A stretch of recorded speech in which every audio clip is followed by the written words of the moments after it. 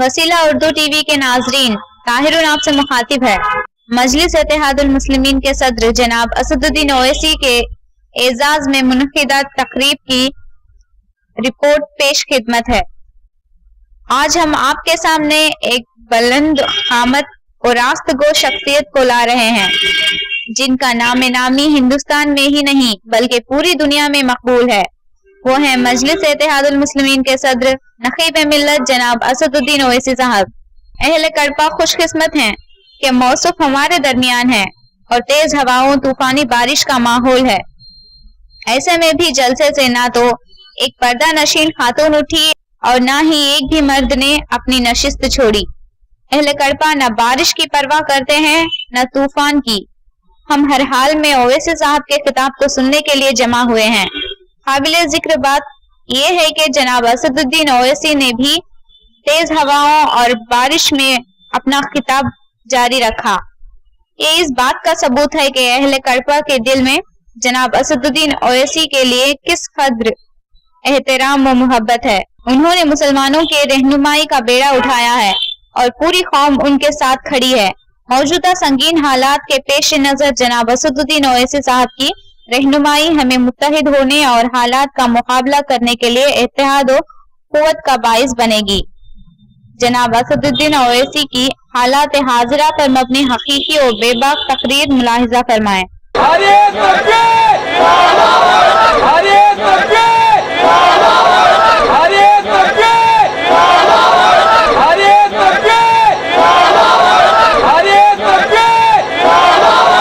Barrister Asaduddin Owaisi साहब का और उलमा इकराम, सदर मजलिस इत्तेहादुल मुस्लिमीन डिस्ट्रिक्टों के और कारकुन मजलिस इत्तेहादुल मुस्लिमीन और मेरे प्यारे भाइयों, दोस्तों और मेरी माँ बहनों, अस्सलामु अलैकुम व रहमतुल्लाहि व बरकातुहू।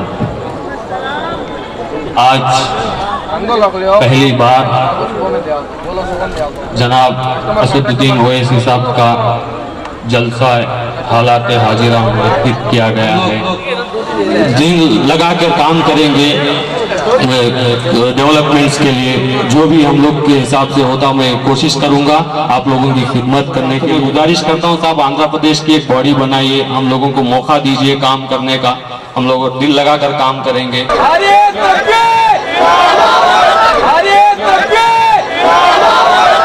औज़ुबिल्लाहि मिनश्शैतानिर्रजीम, बिस्मिल्लाहिर्रहमानिर्रहीम, अस्सलामु अलैकुम व रहमतुल्लाहि व बरकातुहू। शेनशीन बजश्री फरमा कड़पा के मोअज़्ज़िज़ उलमा इकराम, मशाइख़ीन उज़्ज़ाम, मजलिस इत्तेहादुल मुस्लिमीन कड़पा के सदर जनाब मोहम्मद अली साहब, रायलसीमा के मजलिस इत्तेहादुल मुस्लिमीन के सदर मुतमदीन अराकीन, मुहिबान मजलिस इत्तेहादुल मुस्लिमीन, मेरे कड़पा के गयूर नौजवान साथियों, मुअज़्ज़िज़ हाज़रीन इकराम, मेरे अजीज दोस्तों और बुजुर्गों, हम बड़े ही नाजुक हालात में आज यहाँ पर आपके हमारी मुलाकात हो रही है। मैं नाजुक हालात इसलिए कहता हूँ कि बरसों के बाद आज एक अदम तहफ़्फ़ुज़ का एहसास मुसलमानों में पैदा किया जा रहा है। जो लोग इख्तिदार की कुर्सियों पर बैठे हुए हैं, जिनको हुकूमत करने का मौका मिल रहा है, वो बजाय कमजोरों में, मुसलमानों में, दलितों में एक तहफ़्फ़ुज़ का एहसास पैदा करने के बजाय अदम तहफ़्फ़ुज़ का एहसास पैदा कर रहे हैं। और बार बार हमको पैगाम दिया जा रहा है कि आप अगर इस मुल्क में रह रहे हैं तो हमारे रहमो करम की वजह से यहाँ पर रह रहे हैं। मैं बड़ी जिम्मेदारी के साथ आपके सामने इस बात को रख रहा हूं। हो सकता है कि बाज हजरात मेरी इस बात से उनको तकलीफ होगी, मगर मैं अपनी जिम्मेदारी का एहसास करते हुए हक को बयान करने की कोशिश कर रहा हूं। और जब कभी भी जिस मुकाम पर मजलिस इत्तेहादुल मुस्लिमीन ने हक को बयान किया तो जाहिर है बातिल ताकतों को उससे बड़ी तकलीफ हुई, मगर मेरे भाई हकीकत को बयान करना मेरा काम है। और अगर इख्तिदार की कुर्सियों पर बैठने वालों को इससे तकलीफ होती है तो मुझे उसकी परवाह नहीं है, क्योंकि जिस मुकाम पर आज असदुद्दीन ओवैसी खड़ा हुआ है वो सिर्फ अल्लाह के फजलो करम की वजह से मैं यहां पर खड़ा हुआ हूं। और इसमें कोई अगर ये कह सकता है कि हाँ ये शख्स खड़ा जरूर है, मगर याद रखिए मुझे भी अल्लाह के दरबार में एक दिन खड़ा किया जाएगा और मुझसे भी सवालात होंगे। और मैं नहीं चाहता कि उस दिन मैं शर्मिंदा हूं, मैं नहीं चाहता कि उस दिन मुझे तकलीफ हो। इसलिए मेरे अजीज दोस्तों और बुजुर्गों में हकीकत को बयान करने की कोशिश कर रहा हूं। ये आप पर मुनस्सिर है कि आप मेरी बात को माने या उससे इत्तेफाक करें या उससे इत्तेफाक ना करें, मगर हकीकत को बयान करना ये मेरी जिम्मेदारी है और मैं उस जिम्मेदारी को निभाने की कोशिश कर रहा हूं। नहीं मालूम कि कहां तक मैं उस जिम्मेदारी को सही तरीके से निभा सका, ये तो सिर्फ अल्लाह ही जानता है। मगर मेरे भाई आज हमारे मुल्क में जो हालात पैदा किए जा रहे हैं इसके जिम्मेदार सिर्फ और सिर्फ नरेंद्र मोदी और उसकी तायद करने वाली तेलुगु सरकार। 3 साल हो चुके हैं बीजेपी की एक हुकूमत को बनकर। जब से हुकूमत बनी कौन सा ऐसा काम किया मुझे बताइए। जब इलेक्शन हो रहे थे 2014 के, उस वक्त नरेंद्र मोदी ने कहा था कि हम हर साल 2 करोड़ बेरोजगार नौजवानों को नौकरियां फराहम करेंगे। नरेंद्र मोदी ने कहा था कि हिंदुस्तान की सरहद में पाकिस्तान से दहशतगर्दों को आने से रोक दिया जाएगा। नरेंद्र मोदी ने कहा था कि हिंदुस्तान में इकोनॉमी को रिवाइव किया जाएगा।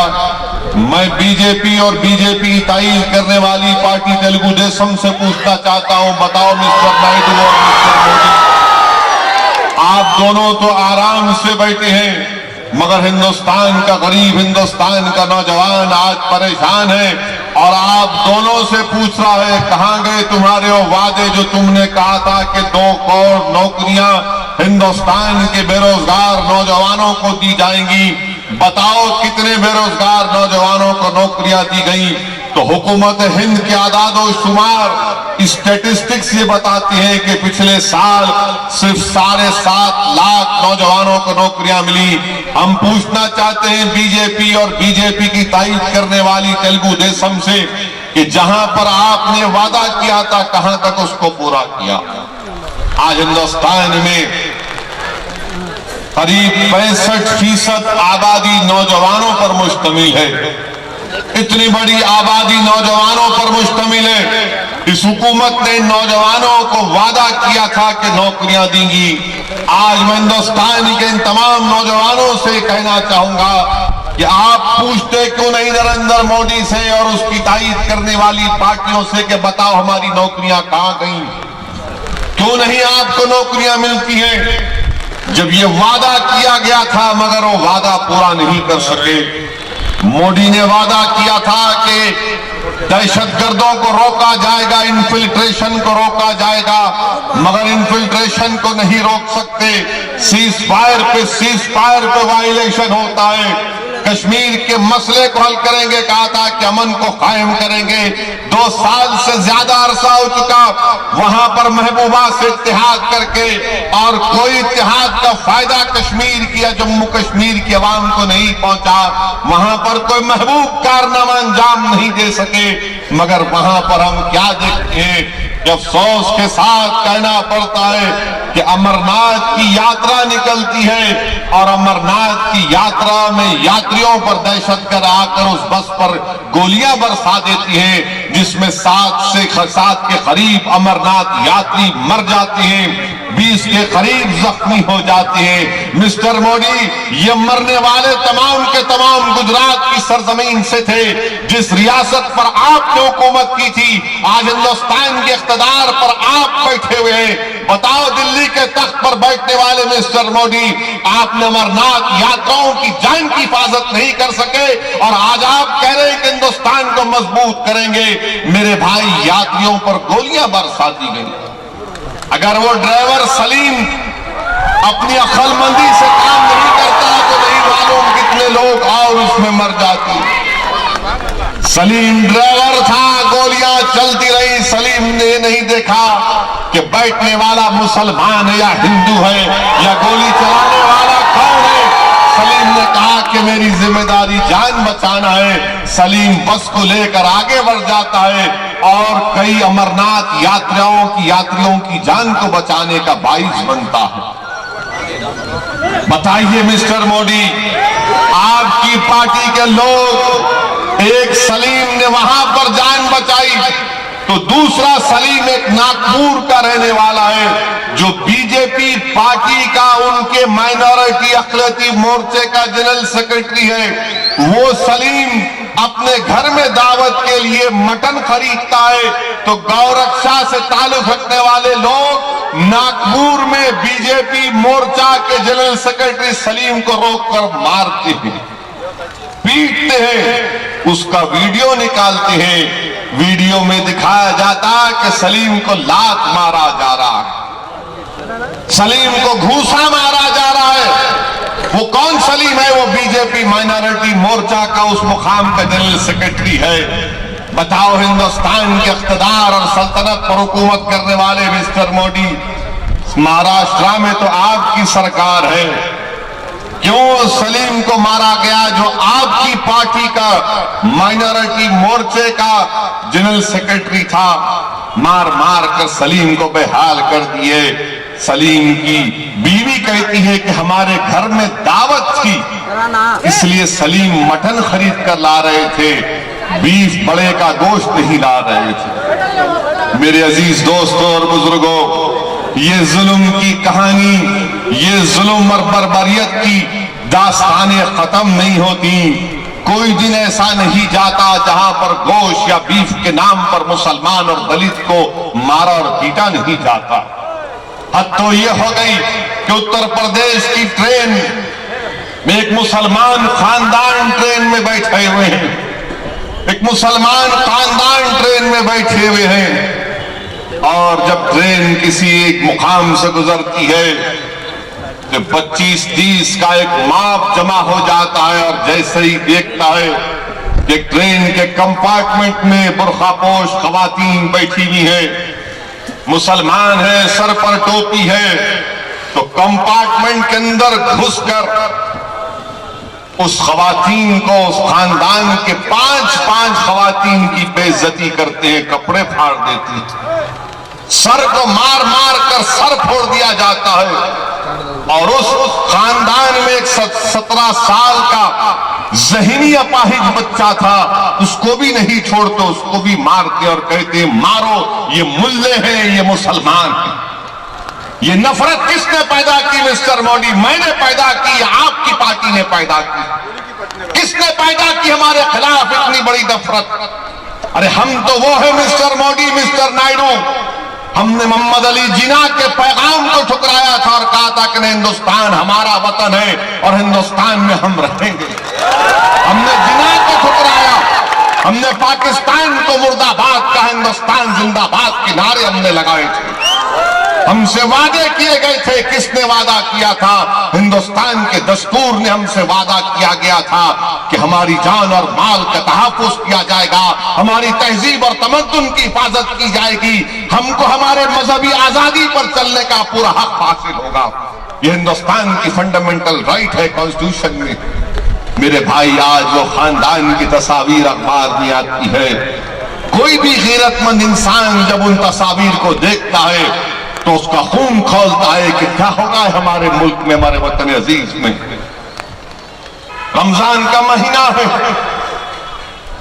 एक 16 साल का हाफिज कुरान जुनैद ईद की तैयारी के लिए ट्रेन में जाता है दिल्ली से, अपने कपड़े खरीद कर जब वापस जाता है ट्रेन में, एक ट्रेन के कंपार्टमेंट में जुनैद बैठा हुआ है तो उसको मारा पीटा जाता है ये कहकर कि तू पाकिस्तानी है, तू गाय का गोश्त खाने वाला है।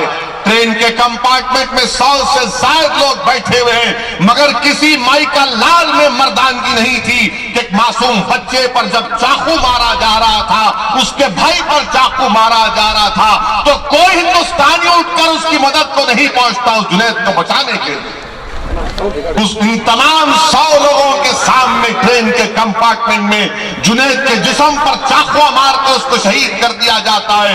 उसके भाई शाकिर के जिस्म पर 15 चाकू के वार मारे जाते हैं। और वारे वाह तुम्हारी इंसानियत के तमाम वो ट्रेन में बैठने वाले नामर्द थे कि तुम बैठकर एक मासूम बच्चे के ऊपर हमले को देखकर खामोश बैठे हुए थे। ये क्या खामोशी है तुम्हारी, बताओ मुझे, कहां गई तुम्हारी इंसानियत? वो जुनैद वहीं पर शहीद हो गया।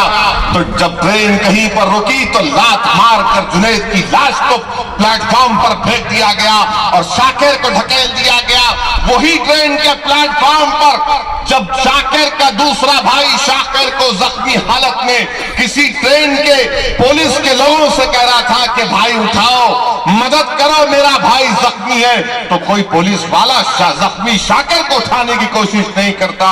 ये मजबूरी की हालत में वो ट्रेन में जो आप देखते हैं प्लेटफॉर्म पर सीढ़ियों पर अपने एक जख्मी हालत में अपने भाई को उठाकर एम्बुलेंस में लेकर जाता है। और फिर उसके बाद क्या होता है, रिवायती तौर पर हमारे मुल्क में मरने वाले की मां के पास जाकर सब मगरमच्छ के आंसू बहाते हैं। हमारे जनाजे पर आकर कहते हैं कि हम बहुत बड़ा बुरा हुआ। कभी कोई मोमबत्ती जलाकर कहता है कि हाँ बुरा हुआ। अरे हमारा चिराग गुल हो गया, जिसके सीने में अल्लाह का कलाम था उसको शहीद कर दिया गया।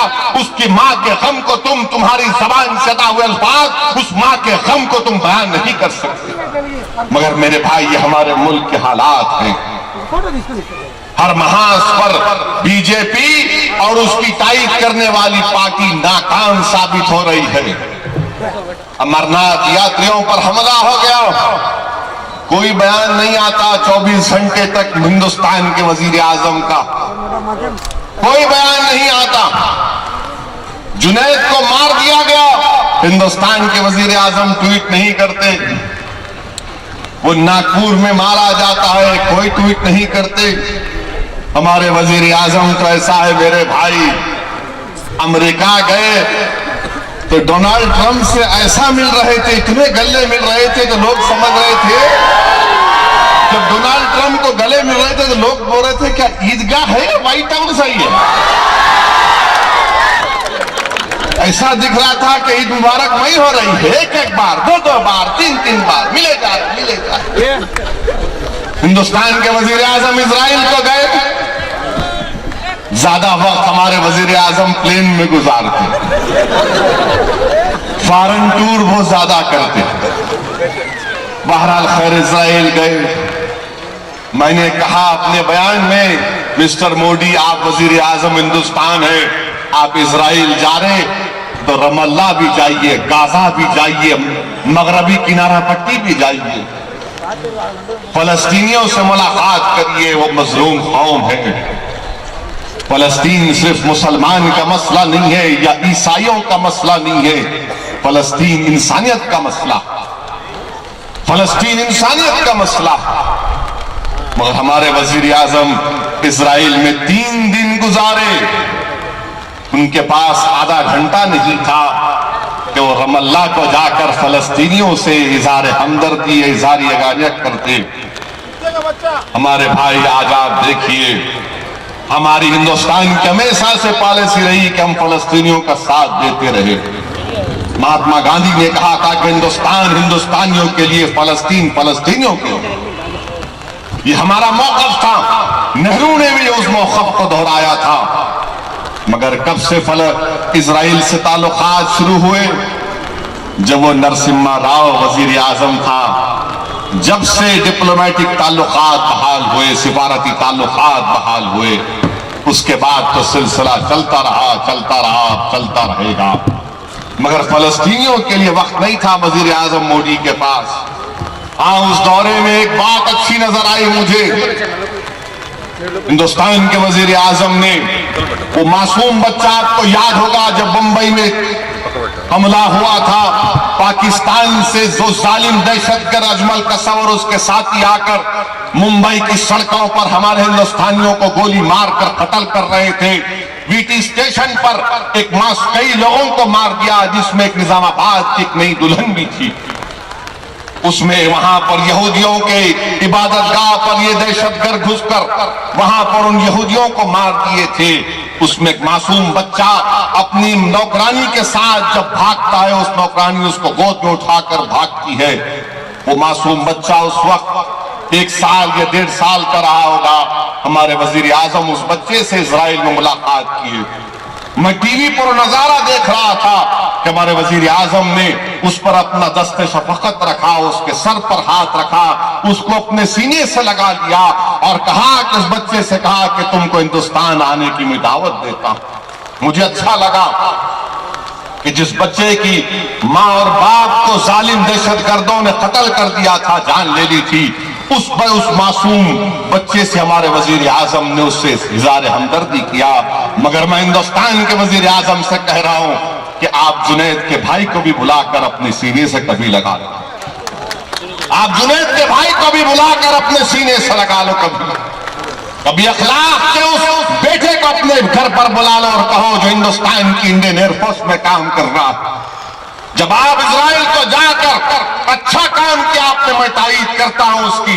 मगर वजीर आजम, जब आप इजराइल के एक इजरायली बच्चे से हमदर्दी कर सकते हैं जिसके माँ बाप को दहशतगर्दों ने मार दिया, आप तो हिंदुस्तान के हिंदुस्तानियों के वजीर आजम हैं। जुनैद हिंदुस्तानी था, जुनैद हिंदुस्तानी था मिस्टर मोदी। यकीनन हम बीजेपी के मुखालिफ थे और रहेंगे इंशाअल्लाह ताला। जब तक हम जिंदा रहेंगे हम बीजेपी को नहीं वोट देंगे। मगर आप हिंदुस्तान के वजीर आजम हैं, आप तो हिंदुस्तान के वजीर आजम हैं। आपने हिंदुस्तान के कॉन्स्टिट्यूशन पर हल्फ किया है। आपकी नजर में सब बराबर है, आपकी नजर में जुनैद अलग नहीं है, आपकी नजर में कोई और अलग नहीं है। आप अभी भी बुला लो जुनैद के भाई को, जुनैद के भाई को बुलाओ। वो आपके घर से वजीर आजम सिर्फ 40 मिनट की दूरी पर रहता है। बुलाओ, बुलाकर खड़ा कर कहो कि हिंदुस्तान का बच्चा है, हम इसके साथ खड़े हैं। मगर नहीं वजीर आजम, आप ये काम नहीं कर सकते। क्या आपके मन में हमारी हमदर्दी कब पैदा होगी? बताइए। आप तो कह दिए, अहमदाबाद में वजीर आजम ने जाकर कह दिया कि नहीं, गाय के नाम पर मारना गलत है, गाय के नाम पर ये वायलेंस करना गलत है। मगर मैंने उस वक्त भी कहा था ये हिंदुस्तान के वजीर आजम सिर्फ जबानी फर्ज अदा कर रहे हैं, इसका असर जमीन पर नहीं होगा। तो तकरीर करने के 2 घंटे के अंदर झारखंड में अलीमुद्दीन अंसारी को मार कर उसकी जान ले ली गई। और मारने वालों ने कैसा मारा अलीमुद्दीन को, उसके चेहरे को पलटाया कैमरे की तरफ कि जैसा कि अलीमुद्दीन का चेहरा नहीं है बल्कि कोई क्रिकेट का ट्रॉफी है। ये हमारी इज्जत है कि जानवर के नाम पर हमको मारा और पीटा जा रहा है। हिंदुस्तान के कॉन्स्टिट्यूशन में, सुनो मेरी बात को, हिंदुस्तान के कॉन्स्टिट्यूशन में राइट टू लाइफ, जिंदगी का राइट इंसानों को है, जानवरों को नहीं है। इंसानों को है, जानवरों को नहीं है। पहले इंसान की जान की कीमत करो। तुम इंसान को इंसान नहीं समझे तो तुम जानवर की क्या इज्जत करोगे? जिस दिन तुम इंसान की इज्जत करोगे, जानवर की हमदर्दी तुम्हारे सीनों में पैदा हो जाएगी। जब तुम्हारे सीनों में धड़कता हुआ दिल है तो धड़कता हुआ दिल एक जानवर के लिए, वो जो 4 टांग का है और 2 टांग का इंसान के लिए तुम्हारे पास कोई इज्जत नहीं है। क्यों नहीं है? क्योंकि मेरा दीन इस्लाम है। मेरे भाई, ये हालात, इस दौर से हमारा मुल्क गुजर रहा है। और जब हम ये बात बयान करते हैं तो टीवी के लोग ये कहते हैं कि भड़काऊ भाषण दे दिए, भड़काऊ भाषण दे दिए, फेक स्पीच दे दिए। अरे क्या मैं क्या कव्वाली गाऊं तुम्हारे सामने, शेर शायरी करूं मैं तुम्हारे सामने, चापलूसी करूं मैं तुम्हारे सामने, मोदी की तारीफ करूं? नहीं हो सकता मुझसे। मैं तुम्हारे टीवी कैमरों का मोहताज नहीं हूं, मैं अल्लाह का मोहताज था, जिंदगी भर अल्लाह का मोहताज रहूंगा। वो मुझे इज्जत देने वाला है, वो मुझे जिल्लत से बचाने वाला है। हाँ, मैं जानता हूं कि मैं एक बातिल ताकतों के तूफान में खड़ा होकर हक को बयान कर रहा हूं। यकीनन ये काम हम करते रहेंगे इंशाअल्लाह ताला। मेरे अजीज दोस्तों और बुजुर्गों, इस दौर से हमारा मुल्क गुजर रहा है। ये हालात ये आपके सामने बयान कर रहा हूं। और फिर हम क्या कहते हैं, मजलिस इत्तेहादुल मुस्लिमीन क्या कहती है कि सियासी तौर पर मजबूत हो जाओ, सियासी तौर पर मजबूत हो जाओ। क्यों हो जाओ? क्योंकि हिंदुस्तान एक डेमोक्रेसी है, हिंदुस्तान एक सेकुलर डेमोक्रेटिक रिपब्लिक है, हिंदुस्तान में एक फंक्शनिंग डेमोक्रेसी है। हिंदुस्तान का कॉन्स्टिट्यूशन हमको इस बात की इजाजत देता है कि हम सियासत में हिस्सा लें। मैं आपसे पूछना चाहता हूं कड़पा के गयूर नौजवानों से, यहां पर कड़पा के मौजूद उलमाए कराम अपना कीमती वक्त निकाल कर यहां पर तशरीफ फरमा है। मैंने उलमाए कराम की मौजूदगी में इस बात को बड़े अदब के साथ रख रहा हूं। जरा सोचो थोड़ी देर के लिए, इस 60-65 साल में हमने क्या हासिल किया। अगर हमने कुछ हासिल किया तो अपने दम पर हासिल किया। अगर हमने अपने बच्चों को पढ़ाया तो हमने धूप को नहीं देखा, हमने बारिश को नहीं देखा, हमने सर्दी को नहीं देखा। हम अपने पेट को काट कर अपने बच्चों को पढ़ाते हैं, ये हमने किया। बताओ, ये इख्तिदार की कुर्सियों पर बैठने वालों ने हमारी कहां तक मदद की। सोचो थोड़ी देर के लिए कि किसने आकर रात के अंधेरे में तुम्हारी आंखों में जब आंसू थे तो किसने कहा कि डरो मत, हम तुम्हारी मदद करेंगे। किसी ने नहीं किया। हमारी आंखों में आंसू थे मगर हमारी आंखों में नाउम्मीदी कभी हमने पैदा होने नहीं दी। इसलिए नहीं होने दी कि हम रसूल अल्लाह सल्लल्लाहु अलैहि वसल्लम की उम्मत है। हम कुरान के उस पैगाम को जानते हैं जिसमें अल्लाह ने कहा कि ला तक़नतू मिन रहमतिल्लाह, कि कभी मेरी रहमत से मायूस नहीं होना। जब कभी हमने परेशानियों का सामना किया तो हमने अल्लाह की बारगाह में हाथ उठाकर कहा, या रब हमारी मदद कर, और अल्लाह ने हमारी हर हाल में मदद की और इंशाअल्लाह अल्लाह हर हाल में हमारी मदद करता रहेगा। इख्तिदार की कुर्सियों पर बैठने वालों से हम सवाल कर रहे हैं, बताओ तुमने हमारे लिए क्या किया? तुमने हमारे लिए क्या किया? बर्बाद तो हम हुए, उजड़ तो हम गए। आंध्रा की सियासत हो या तेलंगाना की सियासत हो, ये सियासत सिर्फ रेड्डी किम्मा और वलमाओं के तरफ में फिरती है। बताओ दलित और मुसलमान कहां जाएगा? तेलुगु देशम पावर में है तो कम्मा है, अब वाईएसआर आ गई तो रेड्डियों का बाजा, तीसरा तो कोई है ही नहीं। और हमारा हाल क्या है? हमें शादी की बारात में जो बैंड बाजा बजाने वाले हमको बनाती।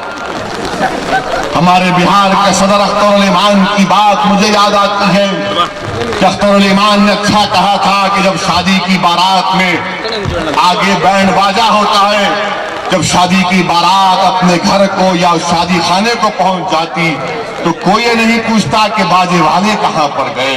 मेरे भाई, हमारा हाल ये करके रखते नहीं। मेरे भाई, ये थालियां मारने के लिए नहीं कह रहा हूं, बल्कि शऊर बेदार करने की कोशिश कर रहा हूं। जब तक आपकी आवाज नहीं होगी, आप ये सवाल करेंगे कि रायलसीमा में क्या होगा, आंध्रा में क्या होगा, बिहार में क्या होगा, उत्तर प्रदेश में क्या होगा। मेरे भाई, तुम चिराग को एक मर्तबा जला कर देखो, तुम एक मर्तबा एक चिराग को जला कर देखो।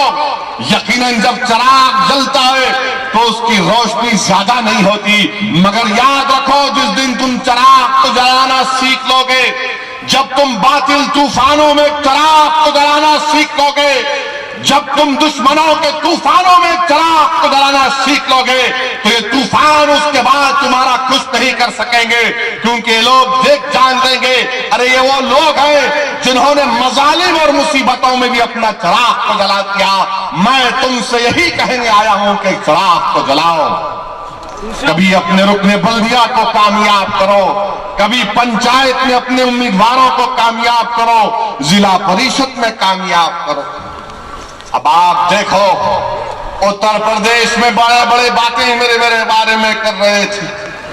हमारा मकसद क्या है? हमारा मकसद यह है कि आप एक सियासी ताकत को हासिल करें, पॉलिटिकल एम्पावरमेंट हो। कौन सी बुरी बात है इसमें? हम जब पॉलिटिकल एम्पावरमेंट की बात करते हैं तो कहते हैं भड़का भाषण दे दिए। जब हम कहते हैं कि ज्यादा तादाद में मुस्लिम एमएलए और एमपी जीतना चाहिए तो बोलते हैं हेट स्पीच दे दिए। मिस्टर मोदी क्या कव्वाली गा रहे थे उत्तर प्रदेश में जब उन्होंने कहा था कि शमशान और कब्रस्तान, रमजान और दिवाली। वो क्या था? वो इश्क मोहब्बत की बातें थी क्या? मोदी की बात, हर बात पर तुमको लगता है कि वाह वाह वाह वाह। अरे नहीं, अरे उसकी चापलूसी करने वालों, तुमको उसके जबान से निकले अल्फाज तुमको बहुत अच्छे लगते होंगे, मगर हकीकत के आईने में उसके पैगाम को समझने की जरूरत है। मेरे अजीज दोस्तों और बुजुर्गों, सियासत में हिस्सा लो। आज तुम अगर समझते हो कि रायलसीमा में मजलिस कुछ नहीं है, ठीक है, मगर आने वाले वक्त में आप खुद कहेंगे कि हाँ, हमको अपनी पार्टी को मजबूत करना बहुत जरूरी है, हमको अपनी पार्टी को लेकर आगे बढ़ना बहुत जरूरी है। मैं हर बार इस बात को दोहराता रहा हूं कि मैं किसी हिंदू का खिलाफ नहीं था, ना हूं ना कभी रहूंगा, खुदा ना खास्ता। मैं किसी मजहब के खिलाफ ना था, ना हूं ना कभी रहूंगा इंशाअल्लाह ताला। मेरी लड़ाई हिंदुस्तान के कॉन्स्टिट्यूशन में जो हुकूक दिए गए उस हुकूक को हासिल करना चाहता हूं। मेरे भाई, हमारे मुल्क को आजाद होकर 70 साल हो चुके हैं। हमारी तबाही और बर्बादी की दास्तानें हैं, किताबें लिखी जा चुकी हैं, मगर उसके बावजूद भी अगर आप एक शऊर को नहीं बेदार करेंगे तो फिर दुनिया की कोई ताकत आकर आपकी हमारी मदद नहीं कर सकती। मैं तुमसे क्या कह रहा हूं कि एक बार उठकर अपनी पार्टी को मजबूत करो। 280 सीट पर मोदी कामयाब हो गए। कांग्रेस को तो खैर नामी मत लो, उजड़ गई, बट कहां गई किधर गई नहीं मालूम, मगर फिर भी कांग्रेस हमारे खिलाफ ही पीछे रहती। हम उत्तर प्रदेश महाराष्ट्र में इलेक्शन लड़ते तो कांग्रेस बोलती यहां आ गए, यहां क्यों आए? मेरे भाई, आपने मुझ पर इतने इल्जाम लगाए, मगर मैं सिर्फ यही कह रहा हूं कि अपनी पार्टी से वाबस्ता हो जाओ। जब आप इख्तिदार में हिस्सा लेंगे, हमारी लड़ाई क्या है? हिस्सेदारी की लड़ाई है। आज अभी मोहम्मद अली कह रहे थे कि तेलुगु देशम ने एक भी मुसलमान एमएलए को मिनिस्टर नहीं बनाया। मेरे भाई, आप क्यों नायडू से वफा की उम्मीद लगा के बैठे? आप क्यों उम्मीद लगा के बैठे हैं कि नायडू कुछ करेंगे? नायडू किसका करेंगे आप जानते होंगे। वो सिर्फ उन्हीं का करते हैं जो उनके साथ हैं। और आप अंदाजा लगाइए कि मैं चंद्रबाबू नायडू से कहूंगा कि आपकी जबान से मिस्टर नायडू ये अल्फाज सही नहीं निकले कि चंद्रबाबू नायडू ने किसी जगह पर कह दिया कि मैं आपको चावल देता हूं, मैं आपको रोड देता हूं, मैं आपको फुला देता हूं। मिस्टर नायडू, आप कुछ नहीं देते। अगर आप जिंदा हैं तो अल्लाह की वजह से याद रखो इस बात को। आप, मैं चावल दिया, मैं रोड दिया, मैं राशन कार्ड दिया, अरे क्या आप क्या हिंदुस्तान के बादशाह हैं? अरे नहीं, गरीब धूप में निकलकर तुमको वोट डाला तो तुम चीफ मिनिस्टर बने। कल गरीब ये फैसला कर लेगा कि ना तुमको वोट डालेंगे तो तुम्हारे बेटे को डालेंगे, तो तुमको वापस हैदराबाद में आकर बैठना पड़ेगा इंशाअल्लाह ताला। मैं दिया कि आपने जेब से दिए, एनटीआर ट्रस्ट से दिए। मैं दिया, अरे पब्लिक का पैसा है, टैक्स का पैसा है, सबको मिलना चाहिए। आप नहीं दिए, आपसे लड़के लेंगे इंशाअल्लाह ताला। अगर दिए तो कम दिए, और देना है तुमको इंशाअल्लाह ताला। और जब दिए की बात कर रहे, वाईएसआरसीपी भी है, नायडू भी है, कांग्रेस भी है, विजयवाड़ा में 5 मसाजिद और खबरस्तानों को शहीद कर दिया गया। किसी का सेकुलरिज्म जिंदा नहीं हुआ, किसी के दिल में मुसलमानों से हमदर्दी पैदा नहीं हुई। जब मस्जिदों को शहीद कर रहे थे फ्लाईओवर के लिए विजयवाड़ा में, तो क्या हुआ? वाईएसआरसीपी, कांग्रेस और तेलुगु देशम के सेकुलरिज्म को फ्लाईओवर मस्जिद के ऊपर से जा रहा। एक 5 स्टार होटल को बचाने के लिए मस्जिद अबू बकर को शहीद कर दिया गया। हजरत हुसैन शाह कादरी दरगाह, सैयद शाह कादरी दरगाह, तारा मस्जिद, मुसाफिर दरगाह, तारापेट मस्जिद, ये सबको तोड़ तोड़ कर बना रहे थे। तो कहां गए लोग?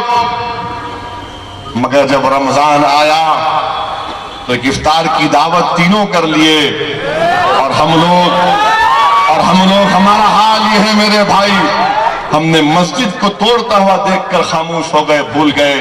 मगर इफ्तार की दावत कोई किया, तुम रोजा रहते अल्लाह के लिए, मगर ये पार्टियां किए तो हम भूखों की तरह भागकर रोजा खोल।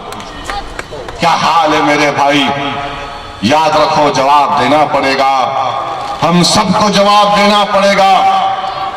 मगर चंद्रबाबू नायडू, आपने कैसे इजाजत दी? ये वक्फ के कानून के खिलाफ है,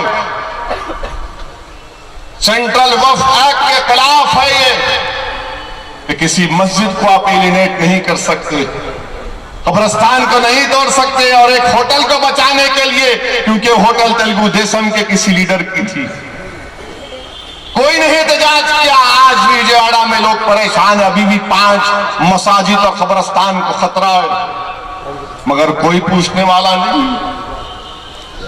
अगर मजलिस इत्तेहादुल मुस्लिमीन के अरकान बल्दिया होते, और हाँ, विजयवाड़ा में तो जलील खान नाम के एमएलए भी है, नाम तो जलील है, मगर कौन सा जलील कारनामा करे अल्लाह को मालूम। क्या काम किया? आप तो एमएलए है ना जलील साहब, क्या किए जलील साहब तुम? क्या बताइए आप मेरे भाई? याद रखो, आज आप हूहा बोल रहे हैं, कल विजयवाड़ा में हो, अगर कड़पा में होगा तो क्या करेंगे? वो लोग विजयवाड़ा में करके टेस्टिंग कर लिए कि विजयवाड़ा में कुछ नहीं हुआ तो कल कड़पा में करेंगे, खुदा ना खास्ता। मेरे भाई, अगर होने नहीं देना है तो फिर एक सियासी ताकत बनाओ। सिर्फ रोने से, नारे लगाने से तुम्हारे मसाइल हल नहीं होंगे। ये रोना और नारे लगाना सिर्फ मायूसी की निशानी है। उम्मीद अगर पैदा करना है, कोई चीज को हासिल करना है, तो मुनज़्ज़म हो जाओ, मुत्तहिद हो जाओ, अपनी पार्टी से वाबस्ता हो जाओ, एक मरकज सियासी पर जमा हो जाओ। अगर आज तो ये समझ रहा है कि ओवैसी की आवाज सिर्फ चंद मखसूस लोगों तक पहुंचे, तो कोई बात नहीं। आज अगर मुट्ठी भर लोग इस जलसे में उठकर मजलिस से वाबस्ता हो जाएंगे, तो मैं आपसे वादा कर रहा हूं कि आने वाले 10 साल में इंशाअल्लाह ताला मजलिस इत्तेहादुल मुस्लिमीन का एक बेहतरीन ताकतवर मुकाम होगा आंध्र प्रदेश स्टेट में, रायलसीमा में होगा इंशाअल्लाह ताला। आप अंदाजा लगाइए इस बात का। और फिर तेलुगु देशम ने वादा किया था कि केजी से पीजी तक मुसलमानों को एजुकेशन मिलेंगे। मिस्टर नायडू, कहां है वो केजी से PG? Where is KG to PG? There is no KG, no PG, there is no ABCD. मगर आप तो बोल दिए। दुल्हन नाम की स्कीम का ऐलान किया, वो कहां गई दुल्हन की स्कीम नहीं मालूम, कोई अता पता नहीं उस दुल्हन का, मगर आप दुल्हन की स्कीम का ऐलान कर दिए। रिजर्वेशन बोले नौकरियों में दूंगा, आप तो नौकरियां ही बंद कर दी।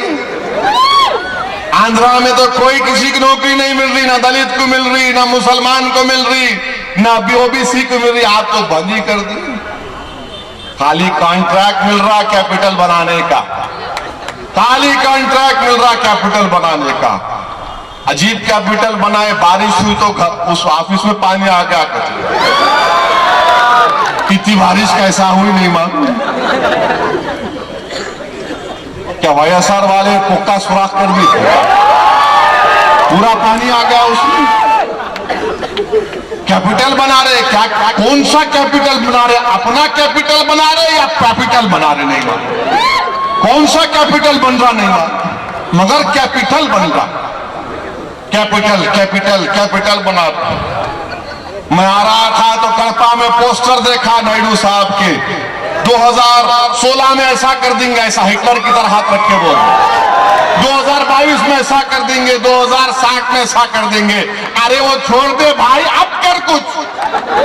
वो जान दे 2016, 2020, 2050 वो कौन देखा कल का दिन? आज कर लो ना, तुम देखे कल ना मैं देखा कल, अभी करो, कल करके क्या फायदा? मेरे अजीज दोस्तों और बुजुर्गों, फिर आप देखते हैं कि सेकुलरिज्म की बात करते हैं। सेकुलरिज्म, मजलिस कम्युनल पार्टी, मजलिस कम्युनल पार्टी, मजलिस कम्युनल पार्टी है, बाकी के सब ये दूध के धुले हुए हैं, आसमान से गिरे, मैं गंदगी से आया। मजलिस कम्युनल पार्टी है, मजलिस कम्युनल पार्टी, मैं कम्युनल हूं। तो बीजेपी के प्रेसिडेंट के उम्मीदवार को कौन कौन तायद कर रहे? तेलुगु देशम भी कर रही, वाईएसआर भी कर रही। अब कम्युनल कौन है, सेकुलर कौन है? आप फैसला करो। नहीं, एमआईएम पार्टी कम्युनल है, एमआईएम पार्टी हेट स्पीच देती। आप बीजेपी की तायद कर रहे तो अच्छा है, आप करेंगे तो अच्छा, मैं करा तो बुरा। मकसद क्या है कि ओवैसी मजलूम कौम के हक के लिए आवाज ना उठाए, ओवैसी गरीबों के हक की आवाज ना उठाए, ओवैसी स्कूल खोलने की बात ना करे, ओवैसी यूनिवर्सिटी खोलने की बात ना करे, ओवैसी मस्जिदों को बचाने की बात ना करे, ओवैसी कब्रिस्तान को बचाने की बात ना करे, ओवैसी मजलूमों की आवाज को बयान करने की बात ना करे। इसलिए कि ये सब समझते हैं कि अगर तुम हो गए तो उनके रहमो करम पे हो गए। मैं तुमसे कह रहा हूं कि हम इनके रहमो करम पर नहीं है। हिंदुस्तान का कॉन्स्टिट्यूशन, हिंदुस्तान का संविधान सबके लिए एक है, और मैं एक हिंदुस्तानी हूं, मैं मुसलमान जरूर हूं, मेरी मजहबी शनाख्त इस्लाम जरूर है, मगर मैं दूसरे दर्जे का शहरी नहीं हूं, मैं अव्वल दर्जे का शहरी हूं। अगर हिंदुस्तान और आंध्रा में अगर एक रेड्डी को हक मिलेगा, कम्मा को मिलेगा, बलीजा को मिलेगा, तो मुसलमान को भी मिलना जरूरी है। ये मजलिस इत्तेहाद और मुस्लिमीन की लड़ाई, हमारी लड़ाई हुकूक की लड़ाई है, हमारी लड़ाई हक की लड़ाई है, हमारी लड़ाई कॉन्स्टिट्यूशन में जो राइट दिए गए उस राइट को हासिल करने की लड़ाई है। हमारी लड़ाई किसी मजहब के खिलाफ न थी, न कभी रहेगी इंशाअल्लाह ताला। मेरे अजीज दोस्तों और बुजुर्गों, यही चंद अहम बातें मैं आपसे करने के लिए आया था, और अल्लाह का बड़ा फजल व करम है कि इंशाअल्लाह ताला अब मैं रायल सीमा में आया, अब आता रहूंगा, आता रहूंगा। दोनों को नींद खराब करूंगा, वाईएसआर की भी और टीडीपी की। कांग्रेस तो बेचारी सोने दो उसको, उन्होंने उठने का नाम, दोनों आराम से सो रहे, बोले हम नींद की गोली खा के सो गए। सो आराम से सो, नको उठो, तुम बैठो उधर। मेरे साथ है तो भी मैं आऊंगा, नहीं है तो भी आते रहूंगा मैं। मेरे साथ अल्लाह था और मुझे अल्लाह की जात से उम्मीद है।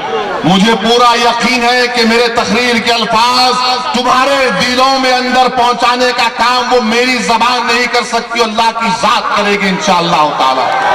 मेरी तकरीर तुम्हारे दिलों में मजलिस की मोहब्बत पैदा करेगी या नहीं करेगी मुझे नहीं मालूम, वो अल्लाह की जात पर मुनस्सिर है जो दिलों को मोड़ने वाला है इंशाअल्लाह ताला। और मेरे भाई, अपनी शरीयत की हिफाजत करो,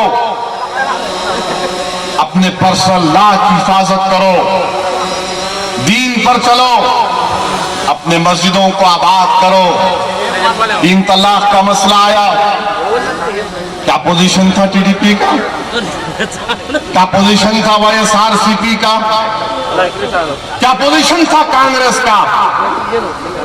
3 तलाक के मसले पे सब खामोश हो गए। हिंदुस्तान के वजीर आजम तो बड़ी दुआएं दे रहे थे ना, मैं मुस्लिम औरतों से इंसाफ करना चाहता हूं, थाली मार कर बोलते थे मिलना नहीं मिलना।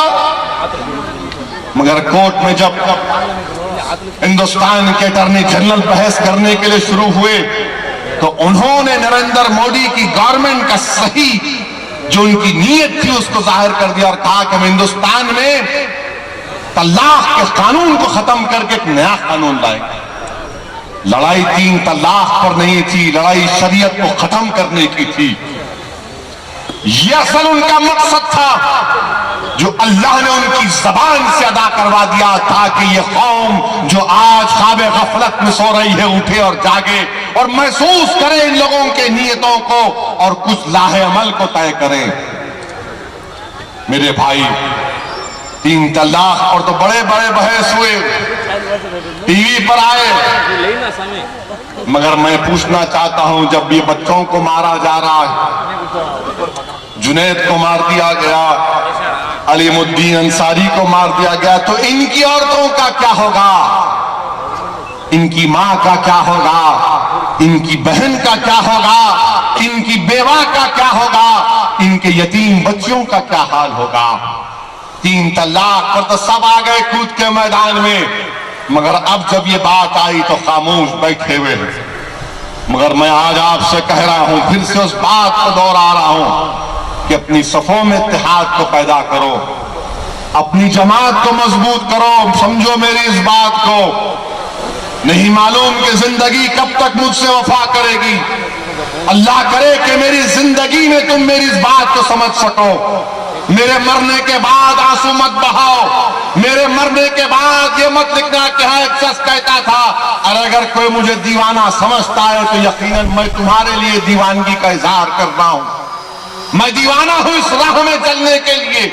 मैं जानता हूं कि जब तक मैं करीब से देख चुका हूं इन तमाम लोगों की इनकी साजिशों को, मैं करीब से महसूस कर चुका हूं इन तमाम लोगों को, और इसका तहफ़्फ़ुज़ वे की है कि अल्लाह से बार बार रुजू करते रहना और कुछ लाहेमल को तैयार करना। वो लाहेमल ये है कि एक सियासी कुव्वत बनो, पॉलिटिकल पावर बनो, 1 MLA जिताओ, 10 कारपोरेटर जिताओ, कुछ भी करो, मगर अपने झंडे को मजबूत रखो, अपने झंडे को मजबूत रखो, ताकि लोग जाने कि हम खामोश बैठने वाले नहीं हैं। हम खामोश नहीं बैठेंगे इंशाअल्लाह ताला। मेरे अजीज दोस्तों और बुजुर्गों, मैं आपसे फिर से एक दर्दमंदाना अपील कर रहा हूं कि मजलिस इत्तेहादुल मुस्लिमीन को मजबूत बनाइए। यकीनन आज की सियासत में दौलत की बहुत जरूरत है। एक MP का इलेक्शन होता तो माशाअल्लाह जो बड़े पैसे वाले आके पानी की तरह बहा जाते, मगर मेरे भाई अब हमारे मसाइल का क्या होगा। स्कूल नहीं खोले जाते। तेलंगाना में चीफ मिनिस्टर के पास मजलिस के साथ MLA हम लोग गए, जाकर तेलंगाना चीफ मिनिस्टर से कहा कि मुसलमानों के लिए स्कूल खोलो आप। तेलंगाना चीफ मिनिस्टर ने कहा असद भाई आप लोग थोड़े दिन के बाद अपन सोचेंगे, बात करेंगे। फिर आए, बात करे। तेलंगाना में माइनॉरिटीज के लिए रेजिडेंशियल स्कूल खोले गए। आपको मालूम रेजिडेंशियल स्कूल में 6, 7, 8, 9 तक ये स्कूल खोले गए, जिसमें बच्चों को रहने का इंतजाम, बच्चियों को रहने का इंतजाम, खाने का इंतजाम, कपड़े का इंतजाम, और सुबह में जो मुसलमान बच्चे उनको अरबी तालीम का इंतजाम। कितने बच्चे पढ़ रहे मुस्लिम बच्चे और बच्चियां तेलंगाना के रेजिडेंशियल स्कूल में? अब तक करीब 40,000 से जायद गरीब मुसलमान खानदान के बच्चे और बच्चियां रेजिडेंशियल स्कूल में पढ़ रहे हैं। नहीं मेरे भाई, ये थाली मारो मत। आप भी तेलुगु देशम से बोल सकते, हम भी बोल रहे हैं कि खोलो ना इस तरह के स्कूल को, खोलो इस तरह के स्कूल को। रायलसीमा में ऐसे 50-100 स्कूल खोल दो, देखो मुसलमानों की गुर्बत का कितना जल्दी खात्मा हो जाएगा। हर मुसलमान, हर दलित चाहता है कि अपने बच्चे और बच्ची को पढ़ाए। हमारे पास पैसे नहीं है पढ़ाने के लिए। जब खाने को पैसा नहीं है तो बच्चों और बच्चों को क्या पढ़ाएंगे? मजलिस इत्तेहादुल मुस्लिमीन ने तेलंगाना गवर्नमेंट के साथ बैठकर वहां पर स्कूल को कायम किए। क्या चंद्रबाबू नायडू नहीं कर सकते? अगर आप करना चाहे तो कर सकते हैं। हम टीडीपी से इस बात का डिमांड करते हैं कि पूरे आंध्र प्रदेश में माइनॉरिटी रेजिडेंशियल स्कूल खोलो। आप ऐसे 100 स्कूल खोलो पहले आप, जिसमें हर गरीब मुसलमान बच्चा और बच्ची पढ़ेगा। 6 क्लास से आप पढ़ाओ उनको। जिस तरह सोशल वेलफेयर के हमारे SC और ST के स्कूल हैं, उस तरह मुसलमानों के लिए खोलो मिस्टर नायडू। खोलो आप क्यों नहीं खोलते? आप कब तक खाली वादे करेंगे? दुल्हन दुल्हन दुल्हन, KG to PG, कुछ नहीं होता। स्कूल खोलो आप। मैं देख कर आ रहा हूं, मैं आपको दावत भी देता हूं, कभी हैदराबाद आए तो आकर उन रेजिडेंशियल स्कूल को देखता आप। मेरे भाई, ये लड़ाई मजलिस की है। मजलिस सिर्फ जज्बाती तकारीर नहीं करती, मजलिस जमीन पर काम भी करती है। और मैं फिर से आपसे कह रहा हूं, करपा के गयूर नौजवानों से, बुजुर्गों से, कौम के जिम्मेदारों से, मौजूद उलमाए कराम से, एक अलहदा रियासत बन गई तो इसका यह मतलब नहीं है कि आप अलग हो गए, हम अलग हो गए। नहीं मेरे भाई, अगर मैं हैदराबाद का MP हूं तो बड़ी जिम्मेदारी के साथ कह रहा हूं कि मैं कड़पा का तो MP नहीं हूं, मगर मैं तुम्हारे दिलों में तुम्हारा भाई हूं। और कल भी था और आज भी और कल भी रहूंगा इंशाअल्लाह ताला। तुम्हारा MP कोई और होगा, मगर खुदा की कसम असदुद्दीन ओवैसी को एजाज हासिल है कि मैं सिर्फ हैदराबाद का नहीं, पूरे हिंदुस्तान के गरीब और मजलूम आवाम का एक नुमाइंदा हूं। तुम्हारे दिल की आवाज, तुम्हारी तकलीफ, तुम्हारी मुसीबत को बयान करने का ये मेरे लिए एजाज है। मैं आपसे दूर नहीं हूं मेरे भाई, मैं आपके करीब था और करीब रहूंगा इंशाअल्लाह ताला। तुम किसी और पार्टी में बैठो, मगर याद रखो मैं तुम्हारा भाई हूं, तुम्हारा खादिम हूं, तुम्हारे काम करने के लिए हर वक्त तैयार हूं। और कोई ये नहीं समझता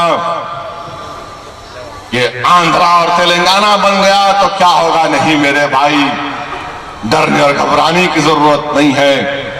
इंशाअल्लाह ताला मजलिस इत्तेहादुल मुस्लिमीन पहले से ज्यादा मेहनत और जुस्तजू करेगी।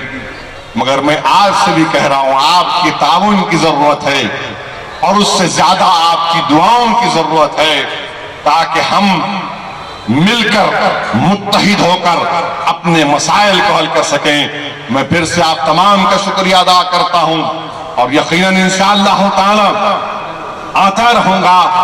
और कड़पा को आया हूं तो अपनी तकरीर को खत्म करने से पहले मैं अपनी अखलाकी जिम्मेदारी समझता हूं कि मैं YSR राजशेखर रेड्डी का भी नाम लूं। YSR राजशेखर रेड्डी एक बेहतरीन चीफ मिनिस्टर था, बेहतरीन चीफ मिनिस्टर था। और यकीन मानिए आप, ये सेकुलर आदमी था, ये कुछ करना चाहता था मुसलमानों के लिए, रिजर्वेशन का काम किया। उसकी जिंदगी हेलीकॉप्टर में खत्म हो गई।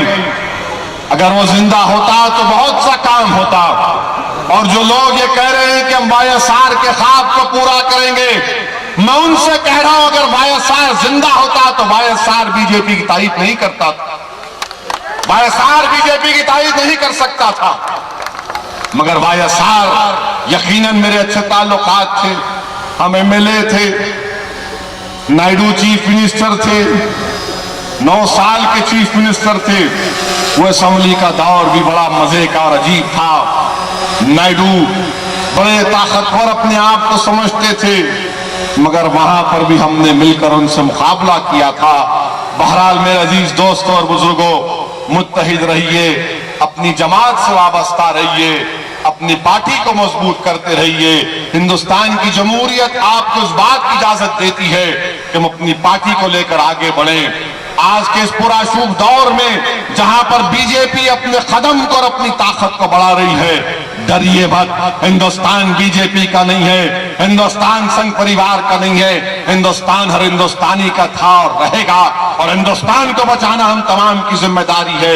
आइए बढ़कर अपनी जमात से वाबस्ता रहिए। शुक्रिया, खुदा हाफिज, वाखिर दावाना अल्हम्दुलिल्लाहि रब्बिल आलमीन।